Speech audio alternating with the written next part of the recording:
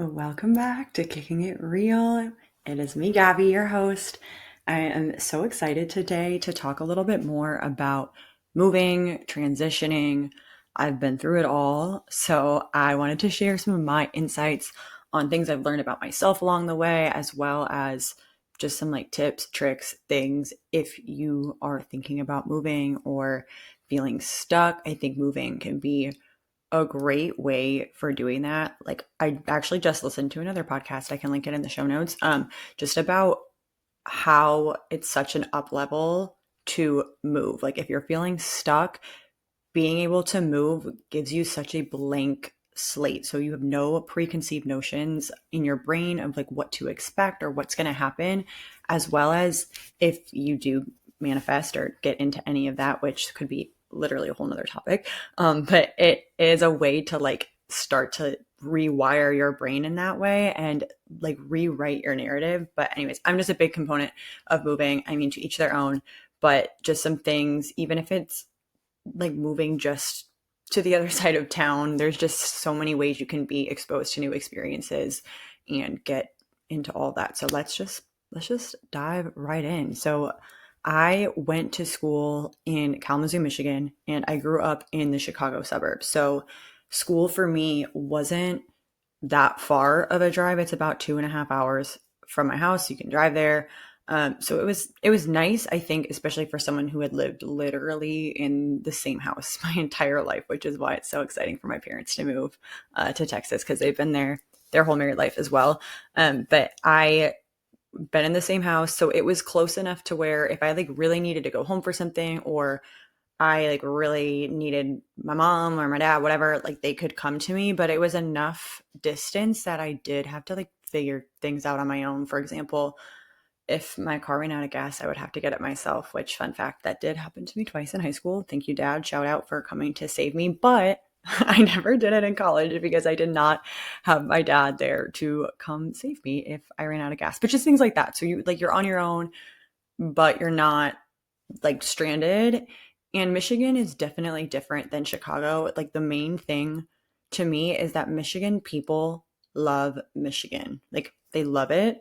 And that's no shade because I mean hometown pride, go off, but like if you know, you know, people love Michigan. And I'm sure actually I was just up north what was it, last month or two ago, for one of my friend's wedding in, oh my gosh, why am I blanking on the name? But near the UP, Traverse City, Traverse City. We were there and it is very, very beautiful. We stayed on the lake. So I do get it. But I mean, we all know the cold isn't for me. And I'm sure I will say that a million more times throughout this podcast, if I haven't said it enough already. But they're not that different though, I feel than Chicago people. Midwest still kind of same vibe, but I think college in general, especially if you're going away for school, is such a good way to meet new people, be exposed to new things, which is such a great thing for your mind to expand your realm of possibilities and what's out there because you don't know what you don't know kind of thing.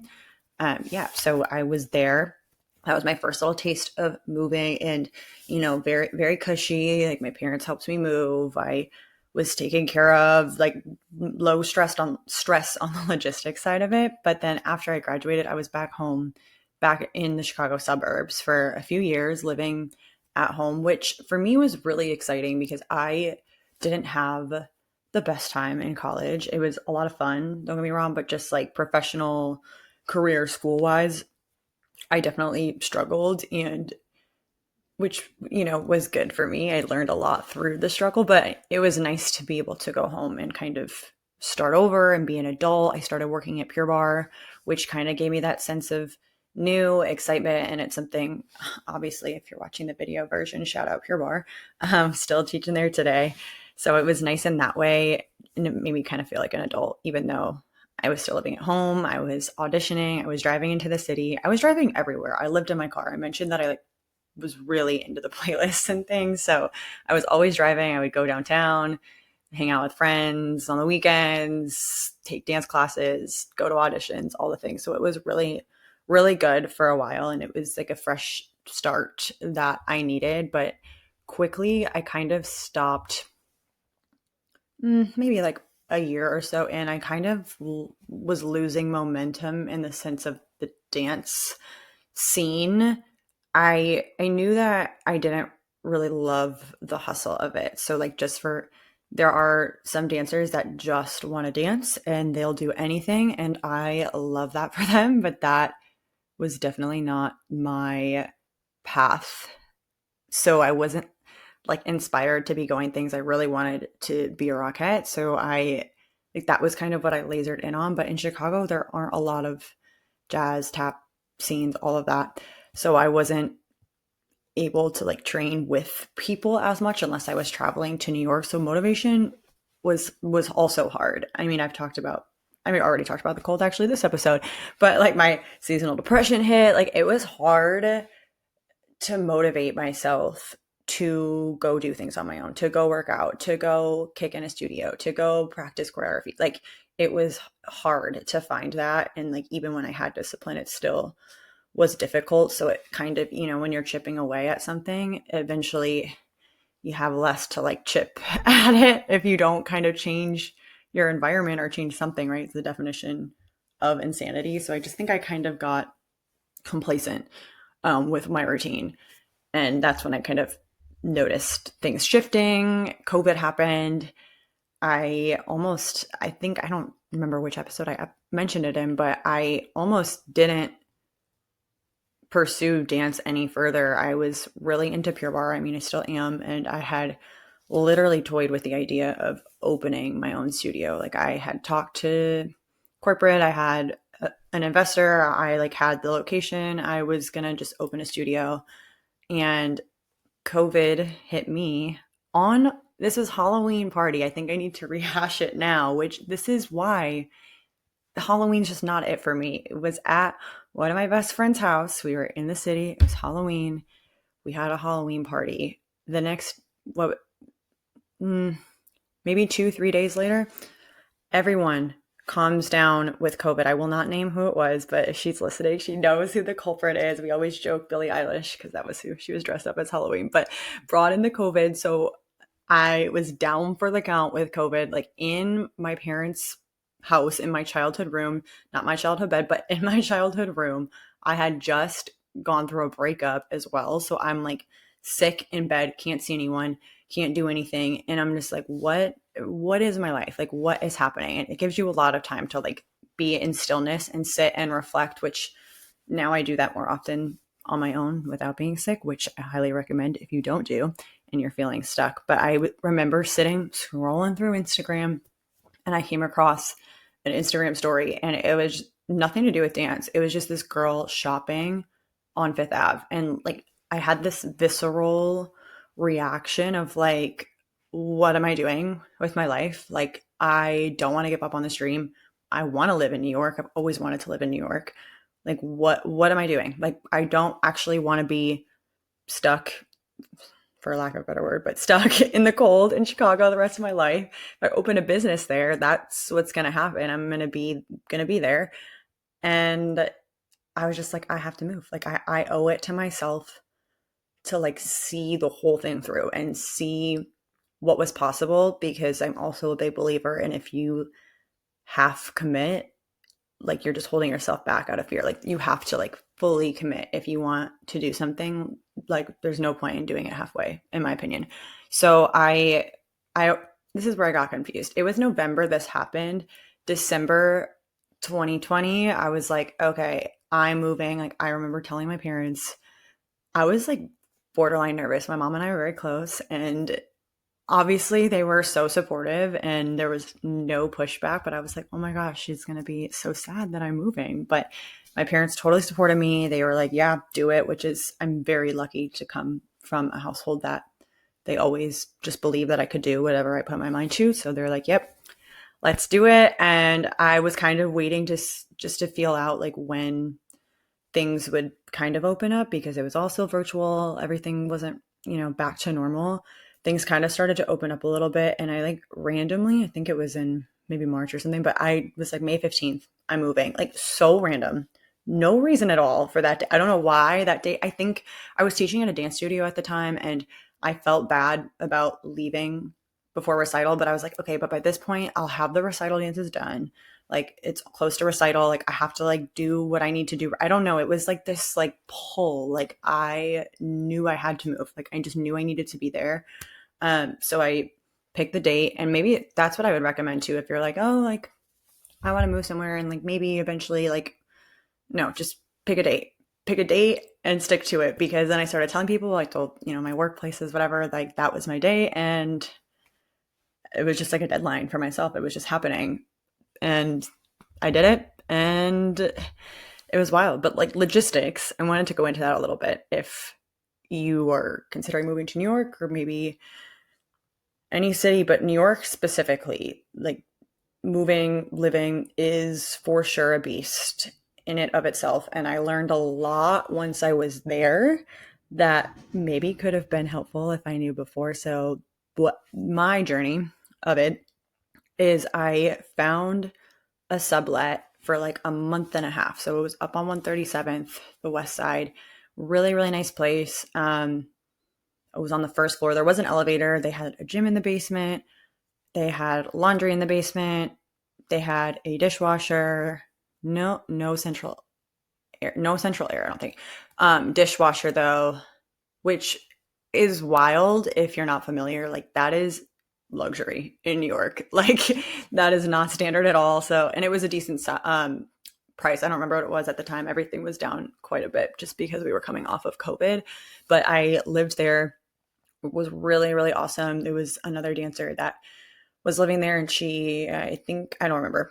I think she was living with her boyfriend for a second, but I lived there. So I moved in, which was also kind of nice because I didn't have like stuff because I was coming from my parents' house. So I didn't have things you don't think about needing when you're moving out, like kitchen utensils or like toiletry things or cleaning things like a mop, a broom, all those kinds of things that you don't have. So I had a second to like accumulate that and just get it as I went when I was there. And then I was able to learn like the city itself. I really had to get used to the subway system, was like guilty of going the wrong way a couple times. So that was a second to adjust. It's really easy once you get it. But every time I had gone before, my dad would come with me and I would just be like, take me, tell me where to go. Like, Jesus, take the wheel. It's not for me.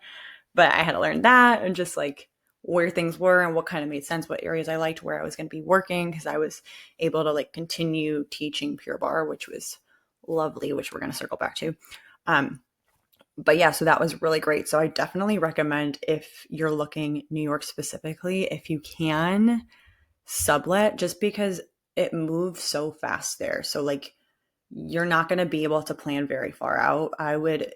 When I moved into my next apartment, I think I signed the lease, honestly, maybe 2 weeks before I moved in, 2 weeks to a month before I moved in. And I think it was 2 weeks. So things just move fast there. So it is really hard if you're planning a big move to do all that. If you are a planner, if not, more power to you. But I think subletting is really nice for that reason. So you can have a second, maybe a little longer than a month and a half, because that did go by very fast.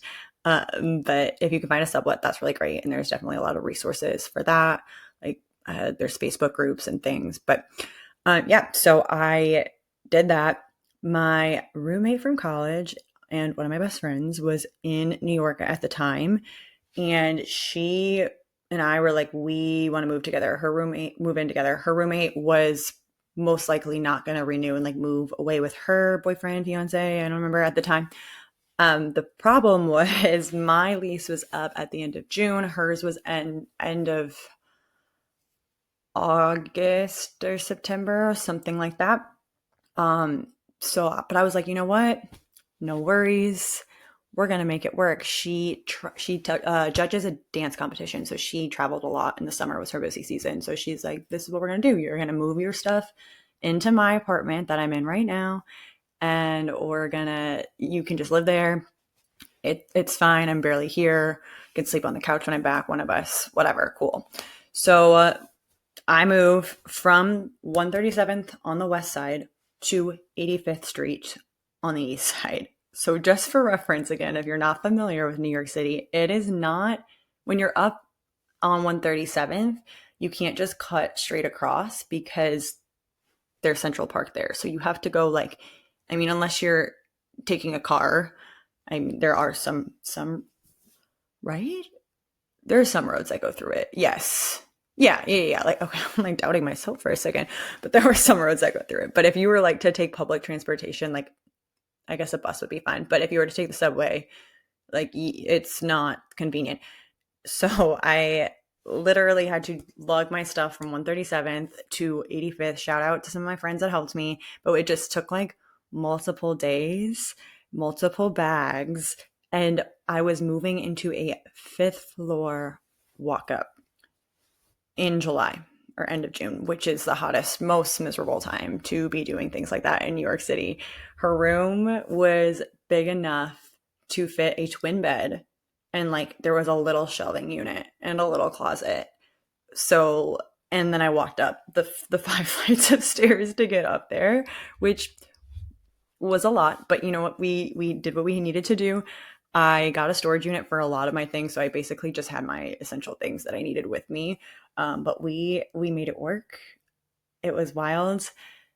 But then the best part is that I actually met Garrett, my husband. I met him 2 weeks, literally 2 weeks after I moved to New York, which is a story for another time as well. I need to probably have him on here. I would love to hear him like recite the story from his perspective. But there was a stint between us moving into our apartment. I think it was probably beginning of August. I believe we moved in August 15th. There was a stint of 2 weeks where she was going to be back, and like we could not coexist. Like there was just, her room was barely big enough for one person. So I remember I was so scared. I like had essentially no choice. I asked Garrett if I could move in with him for 2 weeks, of course, for 2 weeks. But I remember being so scared. It had only been a couple months, and I was like, oh my gosh, he's going to think I'm crazy. Like he was in a nice building. He was already much more established. So like we thought my first apartment had amenities. This one, he was on the 10th floor. Yes. But it had like a doorman, a basketball court, a full gym, laundry in unit, you guys, in unit laundry. Did their washing, or their dryer was like not it. I think they were in a handicap accessible apartment, so it was like a 2-in-1 washer dryer. The way that thing like flooded and like did not work, but still, I digress. Like it's better than nothing. They had, what else? Central air again, luxury, dishwasher.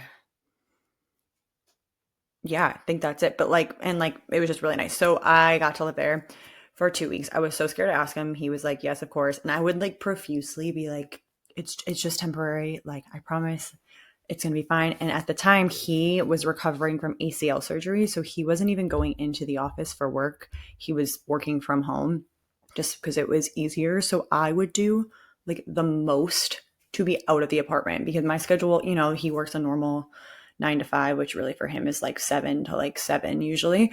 But I would do the most to not be in the apartment. At this time, I was already at Pure Barre, but I don't know if I did have my own schedule at this point. I didn't have a ton of classes at this point. So I was like subbing like crazy. Like anytime someone needed a sub, I was their girl. I was like, got it. I'll go to Brooklyn. I'll go to Queens. I don't care. I need the money. I need the hours.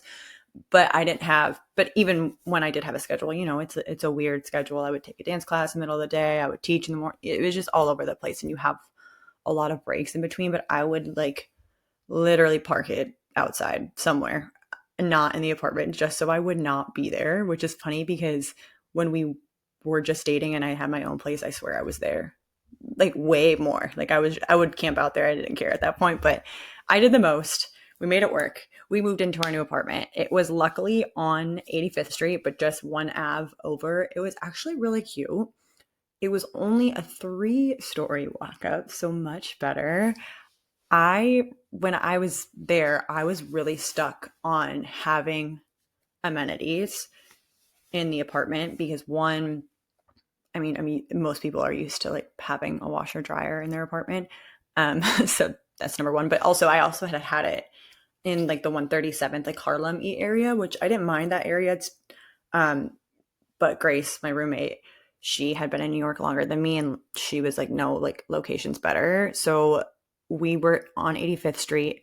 Pros and cons. I wanted to go through that of like, if we're, the dancer on a budget, there's no shame, but just like pros, because we were on 85th Street, which there are like everything's there. There was a Sephora and Ulta, both Sephora, Ulta right around the corner, but there was Chick-fil-A, grocery stores, Whole Foods, like you name it, everything was there, which was really, really nice. You can just walk anywhere, and it was a relatively very safe neighborhood, also by subways. So like I think right next to the Q and the 456, which are both very like mainstream subways, which was really nice. And then obviously cost effective because we had no amenities, but it was in a good neighborhood. And I think back to what it was now. I think we were paying, it was 2 bed.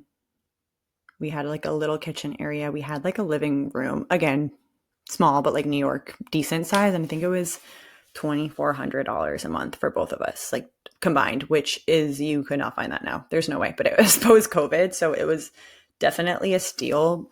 So those would be the pros of that. The cons, the amenities, if I haven't said that enough already, like we didn't even have laundry in the building. So I had to literally lug laundry in the dead of winter to the laundromat, which is so funny because Garrett would be like, you can come use mine. But he was on 11th and 57th, which is the west, the most west you can get. And it was also very difficult to get there because it's not by a subway. So it would take me like 40 minutes and I would have to walk from Columbus Circle, which that's like an uphill 15-minute walk. So it honestly was easier to just go to a laundromat. So it's like fine, but a con, we didn't have a dishwasher, which is fine. No central air, no elevator. I know I'm missing more, but like, but it's not ideal. It's a con for sure.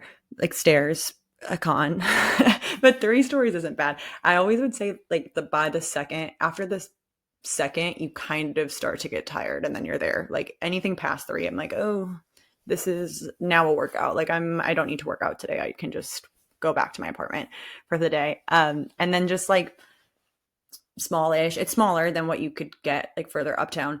And old, which is fine. There was sometimes a bug problem, which I could also do a whole episode on my severe anxiety around bugs. This is actually when I discovered my deep-rooted fear of bugs that is way worse than I had ever realized was in this said apartment, which we don't need to get into that. But those are like the pros and cons. So like uptown, you're going to get more amenities. Not always as, I think the further up you go, it's going to be a little less safe, just depending on neighborhood and everything, and not always as much around. But you just got to decide what's best for you. But that's why also subletting is nice, because maybe you make some friends, you can go see other people's situations, talk to people, like you can just figure out what's going to work for you in that regard. So to tie that all up, sublet. But it was great. I mean, like moving to New York City, like gave me everything. Like literally, I obviously completely changed the whole trajectory of my life. Like obviously, dance wise, like booked my dream job. Like it, and I knew when I was gonna move, when I was, had that epiphany, aha moment, COVID, Instagram story, that whole thing. I just like knew. I was like, if I'm stuck here, like not physically, but like mentally, like growth wise, like I'm stuck. Like I need to make a big change in order for this to happen. And like where better than New York City to like meet the right people, to take the right classes, like even just life and people outside of dance. If you're not even a dancer listening to this, just even to see Garrett, his story of like where he started making like no money, his mom having to pay for him, to like now where he's super successful in his finance career. Like the energy of the city is just next to nothing. I mean, there's nothing that compares to it. And I think any field that you're in, if you're in a season of life where you're like, do I move? Do I need to experience this? Like it taught me so much, like about myself, how to persevere through adversity, because New York City knows how to mess with you. Like, it'll put you through it, but then it will also give you like the best things. Like, I got my husband. I met some of my best friends ever. I literally grew so much with Pure Barre too, which helped me in like my professional like dance aside. Like, Pure Barre helped me so much with my professional like confidence in myself. Like, I remember moving to New York, and I in Chicago. I was lead teacher at like two studios. I had been trained in every format. If you're not familiar, there were and still is now. They've just changed. There was four class types, and I just was teaching so much because for me, as a quote unquote side job, I wanted to stick with Pure Barre because you get more money than a minimum wage job to like be teaching something. For me, once you kind of get through the process, it's minimal prep work. Like, you do have to prep, but it's not as much prep work, and you can kind of just go in. And for me, I love teaching adults, just because they like to be there and they want to be there, and it's just really fun in that regard.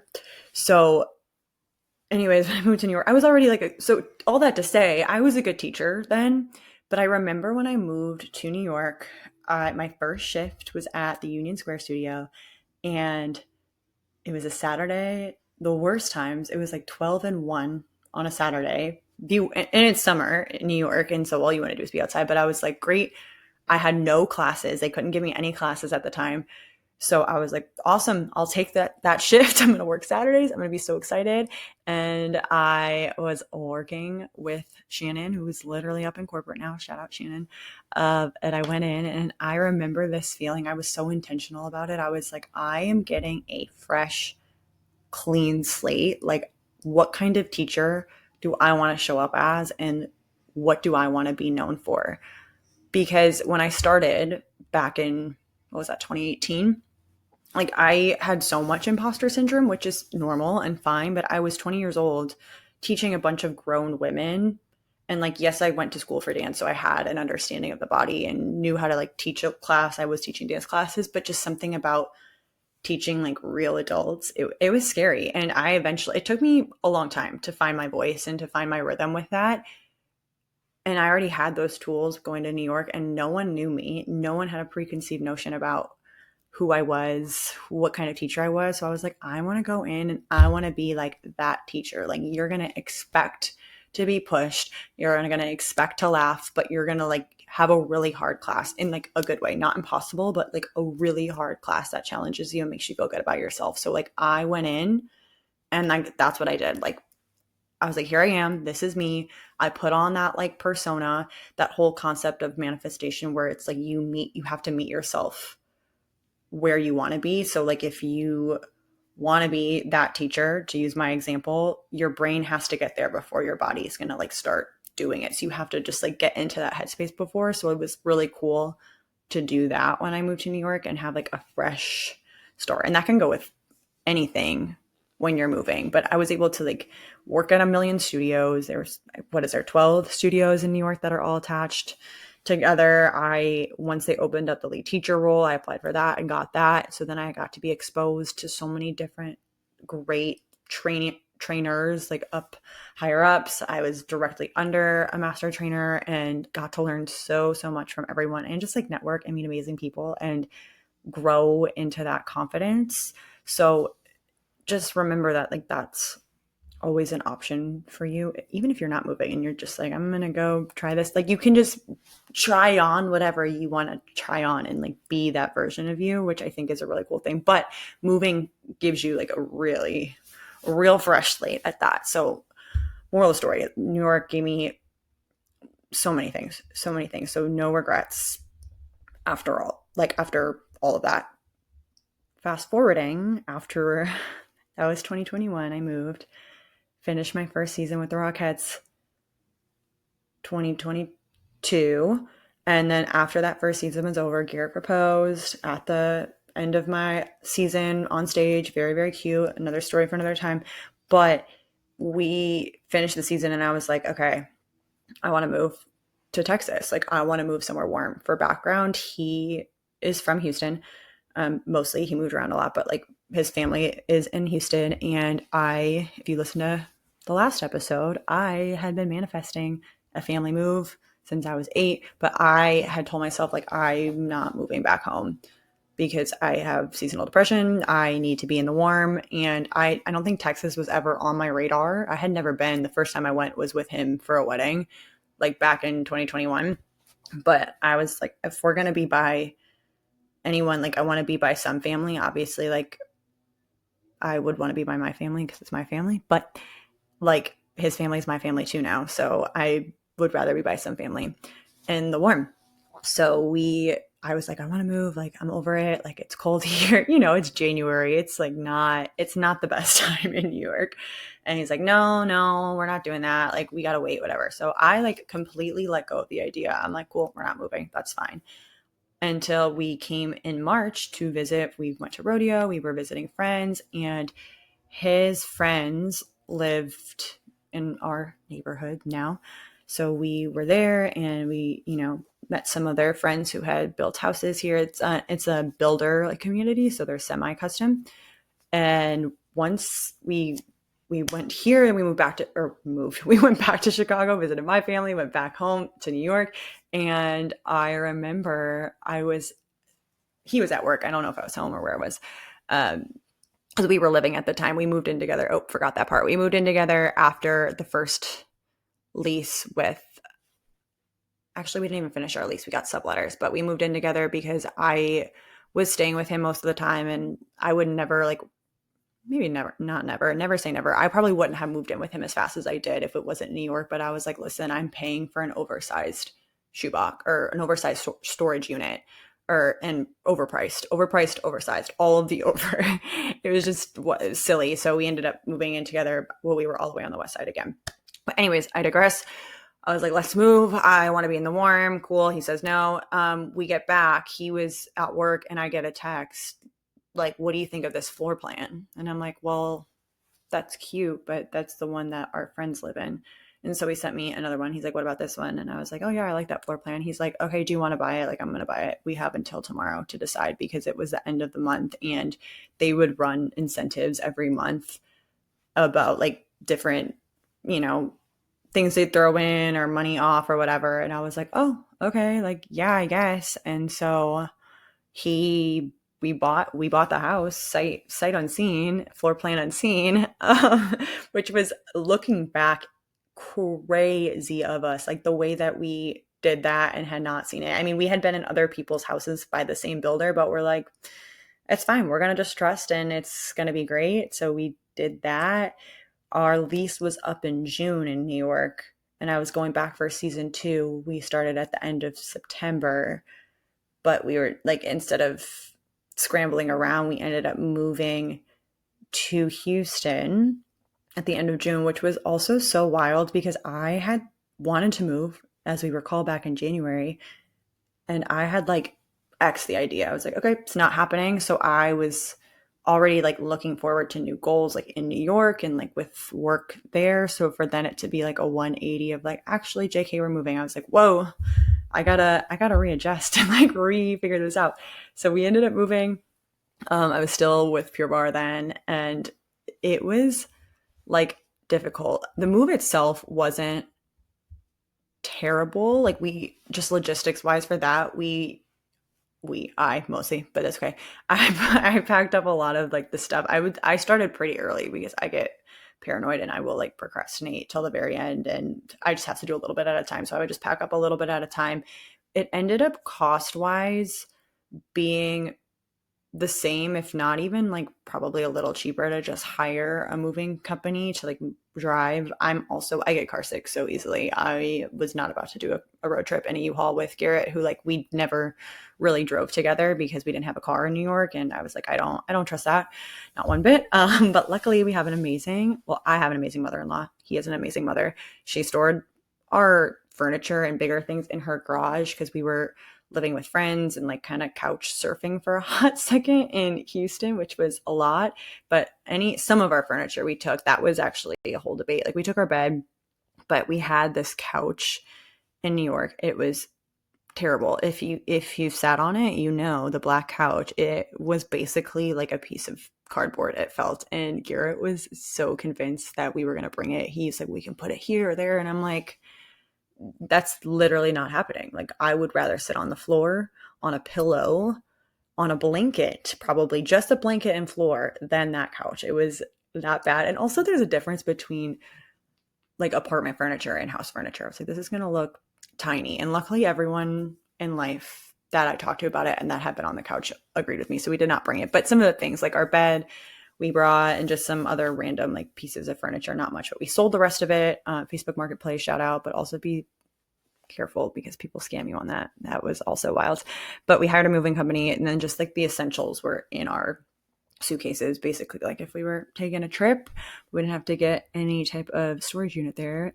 But it was just mom's garage, so thank you for that. But that was just a whole time too, because it really, I've known about myself that my physical space, and I think just in general, like, is so important to like your overall well-being. And like, I'm a big believer in an organized space is an organized mind, and like vice versa. So if you have a cluttered space, like your mind is cluttered, and like I personally cannot focus if it's a mess, and I don't have like things where they need to be.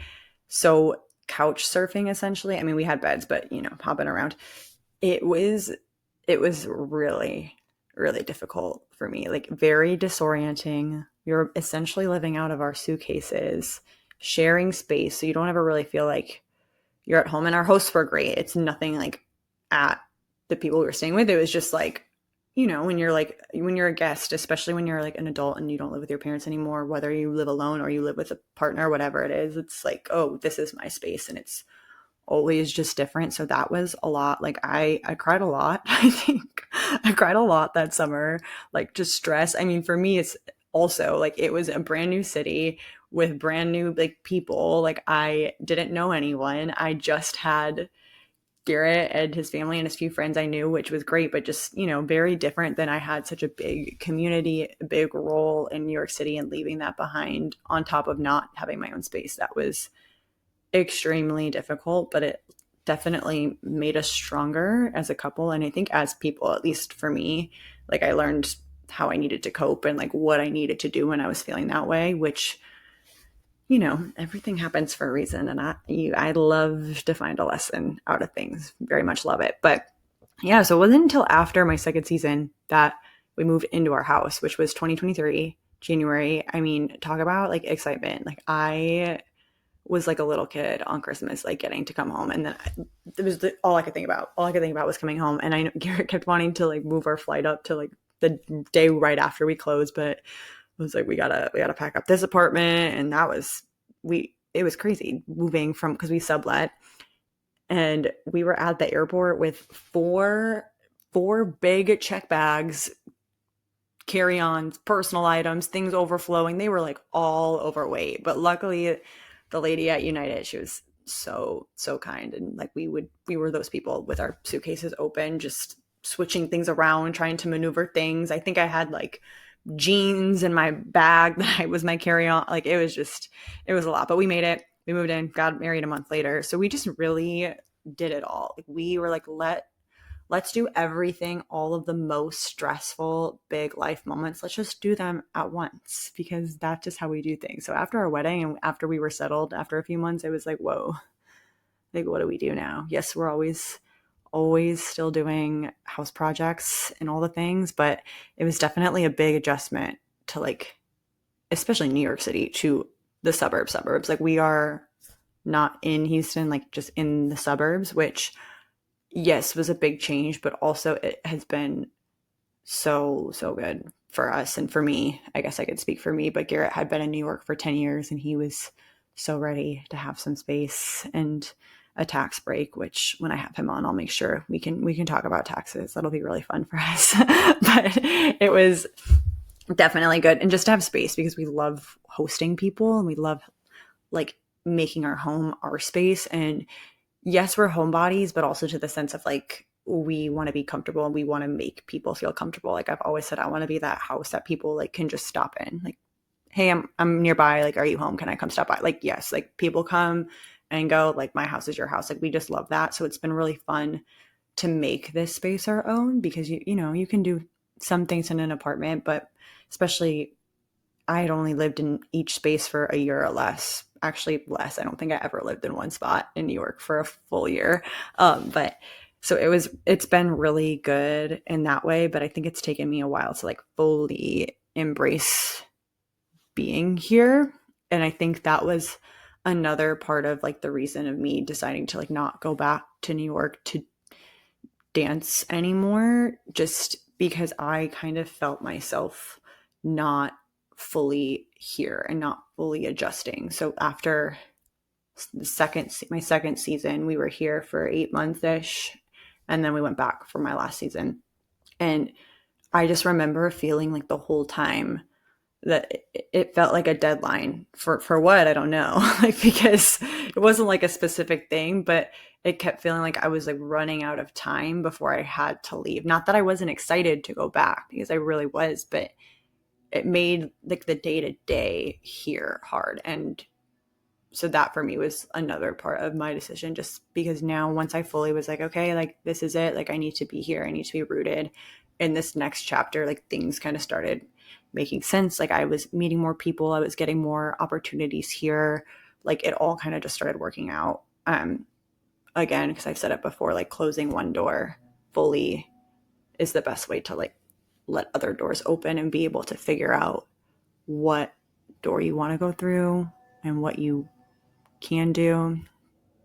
Speaking of suburbs, I wonder if you're going to be able to hear all of there's lawn people outside, not ours, because Garrett only trusts himself with the lawn, but lawn people outside. I don't know, you guys. I don't have a studio. I don't have anything. We're just making it work. I don't even know if this video is going to work. So if it does, put it on YouTube. But yeah, that's a lot on just moving in like logistics, and I think it's just so good for you. Like, I'm not saying you have to move, obviously, but if you made it this far, you obviously probably have some type of interest in moving or transitioning in some way. I think it's just so good to challenge yourself in that way, both like physically learning a new space and mentally being able to recreate yourself or how you're going to adapt to different situations. And it's cool to see, you know, like the older you get, and moving aside, just you start to learn what type of people you gravitate towards, what types of groups or organizations you gravitate towards. So you can kind of like weed out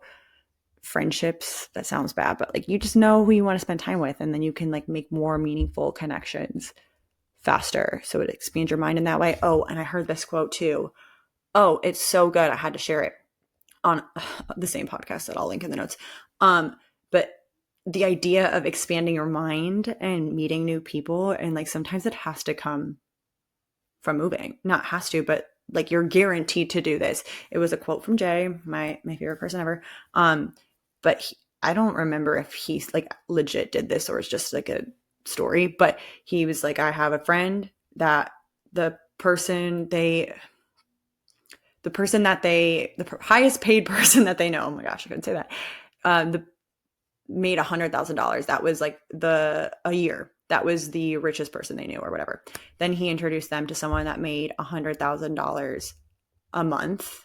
And then he introduced them to someone who made $100,000 in a day. And then the last one was someone who made $100,000 in an hour. And like, he was talking like he actually did this, but like the way his friend's mind like expanded, because they didn't even know that was a possibility. Like, if you don't know what else you can do or what's out there, you're never gonna like you don't know what you don't know. Like, you have to see that it's possible, or something like what you want to do is possible, in order for your like mind to kind of catch up to you. So I think that's really, really cool. And like the idea of being able to like kind of recreate yourself. But if you're moving to New York City specifically, like, I think the best way to go about it is to have a plan, but like a loose plan that you can adapt with easily. Like, I think it was great for me to have my starting place and have a sublet, and then be like, okay, I'm going to figure it out. It's that idea of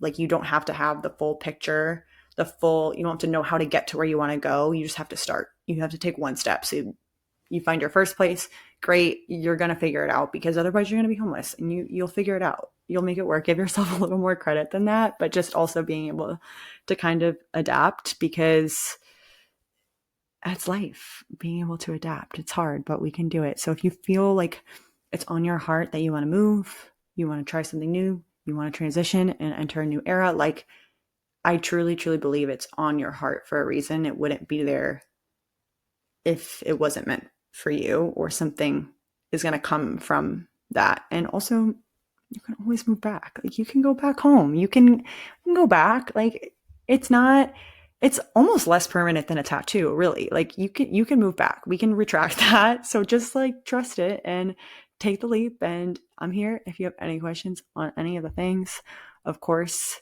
So yeah, thank you guys for joining. I'm gonna wrap it up. I would do my little recap, but we're dropping 2 episodes in a week. So my recap is in the episode prior, but yeah, just remember, follow us on Instagram at kickingitrealpod.